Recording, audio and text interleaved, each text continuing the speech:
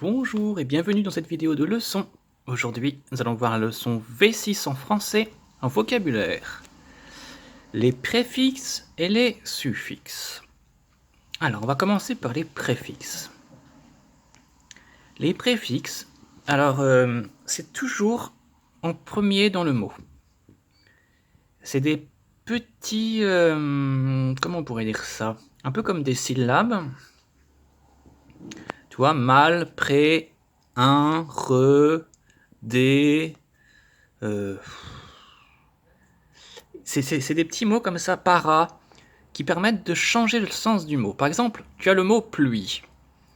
Et si tu me rajoutes le préfixe para, qui veut dire protéger, c'est un mot latin qui veut dire protéger, ça peut faire parapluie, qui protège de la pluie. Parasol, qui protège du soleil.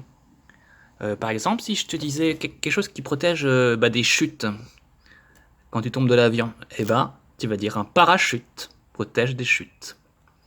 Et tous ces petits mots-là, c'est très rigolo parce qu'ils veulent dire quelque chose. Dé, ça veut dire le contraire. Donc, par exemple, si tu fais quelque chose, le contraire, ça va être défaire. Si tu veux faire à nouveau, eh ben, le préfixe re, ça veut dire à nouveau. Refaire, relire, se revoir. Bah oui, quand tu t'es vu, tu as vu quelqu'un et tu le vois à nouveau, bah tu dis revoir. Re, ça veut dire à nouveau. Une répétition. Recommencer, c'est commencer à nouveau. Un, c'est aussi intéressant comme préfixe parce que ça veut dire aussi le contraire. Quelque chose qui est possible, le contraire, ça va être impossible. Quelque chose qui est visible, ça va être invisible. Donc un peut s'écrire IM ou IN, ça dépend des mots. Quelque chose qui n'est pas possible de faire, infaisable.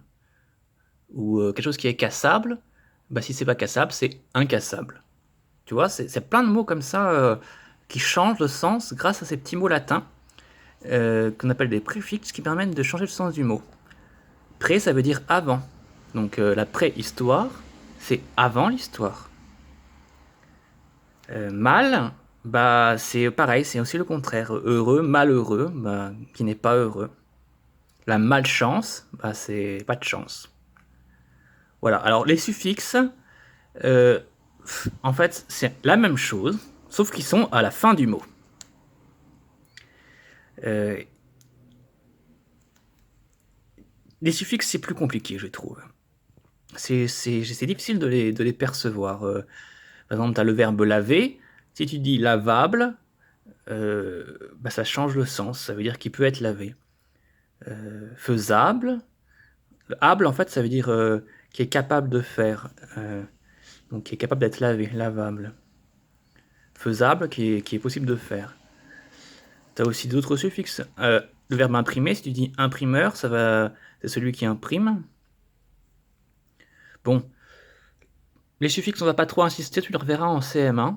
Ils sont compliqués. On va surtout nous se centrer, on verra un petit peu les suffixes, mais on va surtout se centrer sur les préfixes, qui sont plus faciles parce que vraiment, ils sont facilement lisibles. Para, une fois que tu sais que ça veut dire protéger, tu trouves facilement plein de mots avec para. Pareil pour des, un. Donc tu vas m'apprendre surtout les préfixes. Essaie de te rappeler le sens de tous ces préfixes qui sont cités là. Il y en a d'autres d'ailleurs, qui ne sont pas marqués là-dedans, comme bi, qui veut dire deux. Enfin bref, on en verra d'autres. Mais ceux-là, j'aimerais bien que tu les saches par cœur. Alors tu peux surligner ta leçon et l'apprendre, et on fera des exercices dessus. Voilà, à très bientôt.